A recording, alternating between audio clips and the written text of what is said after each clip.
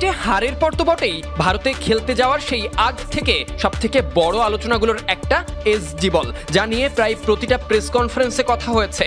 এই বল বাংলাদেশকে কোনোভাবে পিছিয়ে ফেলছে কিনা সেই প্রশ্ন সবার মনে উকি দিয়েছে। ডেভিড হ্যাম্প, তাসকিন কিংবা সবশেষ প্রেস কনফারেন্সে আসা অধিনায়ক শান্ত একই প্রশ্নের সম্মুখীন হয়েছে। শান্ত অবশ্য এই ব্যাপারটাকে খুব সাধারণভাবেই নিয়েছে।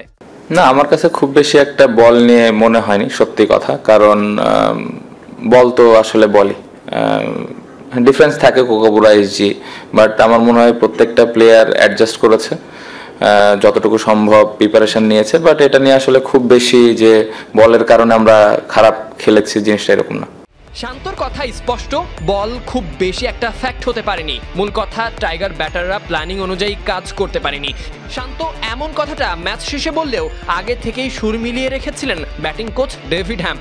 এর আগে বাংলাদেশ প্রথম ইনিংসে সুযোগ কাজে লাগাতে পারেনি বলে আক্ষেপ করেছিলেন টাইগারদের ব্যাটিং কোচ। এ নিয়ে দলের ক্রিকেটারদের সঙ্গে কথাও বলেছেন হ্যাম্প।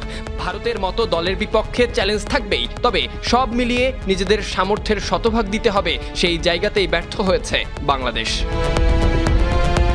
দলের অধিনায়ক আর কোচ মনে করেছেন নিজেদের ব্যর্থতা। এদিকে তাসকিন দিয়েছেন ভিন্ন ব্যাখ্যা। দ্বিতীয় দিন শেষে প্রেস কনফারেন্সে এসে তাসকিন জানিয়েছিলেন ভারতে এসজি বলটা বড় একটা ফ্যাক্টর হয়ে দাঁড়িয়েছে।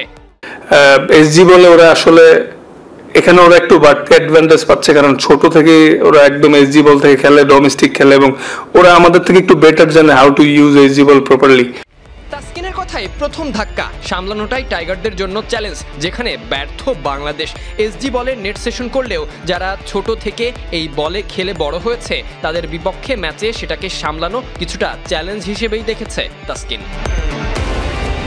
বলের সাথে মানিয়ে নেওয়া কিংবা ব্যাটারদের সুযোগ কাজে লাগাতে না পারা, এমনও হতে পারে শান্তর কথাই প্ল্যানিংয়ে বদল আনা। যাই হোক না কেন, দিন শেষে খোঁজা হয় সাফল্য। খেলাই তো জয়ীদেরকেই মনে রাখে, হারার কারণ কয়জনই বা খোঁজে। দিন শেষে মাঠে পারফরমেন্স টাইগারদের কাঙ্ক্ষিত জয় উপহার দিতে পারে।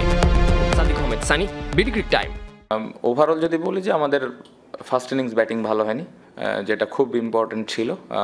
ওই জায়গায় আমরা স্পেশালি টপ অর্ডারে যদি একটা পার্টনারশিপ আমরা করতে পারতাম তাহলে আরেকটু ভালো অবস্থানে থাকতাম, এটা একটা দিক ছিল। আর সেকেন্ড ইনিংসে ভালো আবার পার্টনারশিপ শুরু করেছি, বাট শেষের দিকে আবার খুব আর্লি উইকেট পড়েছে। ওই জায়গাটাতে আমাদের আরেকটু কেয়ারফুল হওয়া উচিত।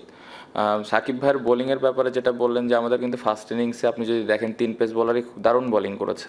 সো আমার প্রয়োজনই পড়েনি তাকে বোলিংয়ে আনার জন্যে।